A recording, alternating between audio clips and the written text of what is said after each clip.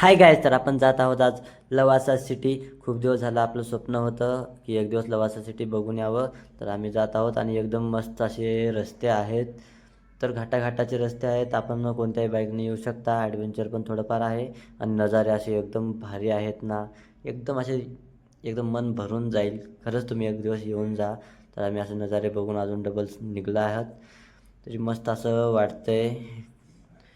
खूप दिवसापासून इच्छा होती आणि किमान पुणे मुंबईवाल्यांनी तर सहज यावं, कारण असे खूप मस्त वातावरण आणि एकदम ॲडव्हेंचर रस्ता भारी आहे. तर आम्ही थोडंसं ब्रेक घेऊन फोटोशूटसाठी थांबला आहे आणि इथंच आज बाजूला टपरी होती आणि आम्ही चहा वगैरे पिला आणि थोडंसं फोटोशूट वगैरे केला आम्ही आणि डबल निघालो.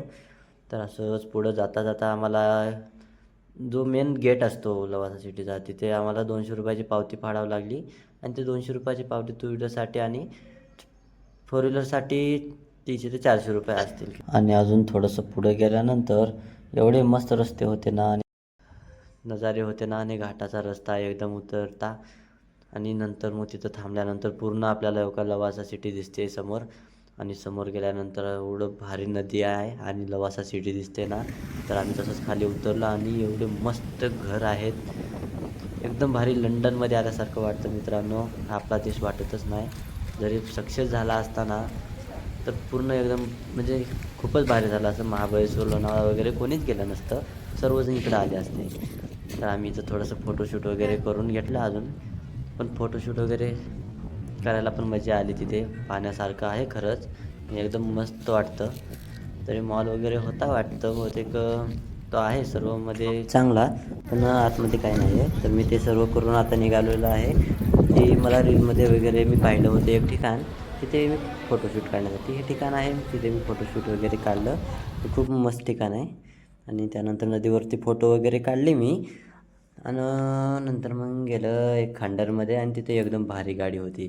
तिथे फोटो काढल्यानंतर जाता जाता एक मस्त असं भयानक घर होतं, पण आतमध्ये जायला मला भीती वाटल्यामुळे मी आतमध्ये गेलो नाही. तर मस्त असं लवासा सिटी जसं दिसते तशी आहे आणि एकदम मूड फ्रेश करण्यासाठी आपण तिथे येऊ शकता. एकदम भारी आहे मित्रांनो, दिसायला पण एकदम भारी आहे. आणि असे हे वेगवेगळ्या गोष्टी आहेत ना तिथे. तर मी असं मस्तीने जाऊन बसलेलं तिथे. ते खुर्ची वगैरे काही नाही आहे. पण नंतर ते सर्व झाल्यानंतर मी असा ज्यूसचा आनंद घेतला आणि ते सॉन्ग वगैरे लावून असल्यामुळे एकदम भारी वाटत होतं.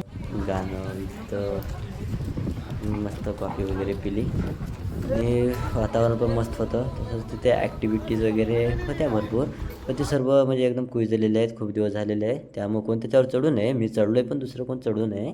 तुम्ही आलाच तरी बघून घ्या फक्त, कारण ते खूप जुने असल्यामुळे आणि खाली पाण्याचा ढव असल्यामुळे मी ना ब्रेक मारलं वर तिथे.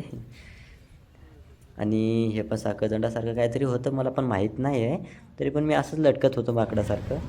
मग ते झाल्यानंतर मी या रिंगणमध्ये आलं आणि हे एकदम फिरतं ना मित्रांनो, असं एकदम गरगरायला लागतं. तर हे खूप डेंजर होतं. मग ते सर्व झाल्याच्या नंतर आम्ही असं निघालो आणि एकदम भारी नजारा होता लेफ्ट साईडला बिल्डिंगहून. आणि तुम्ही या मित्र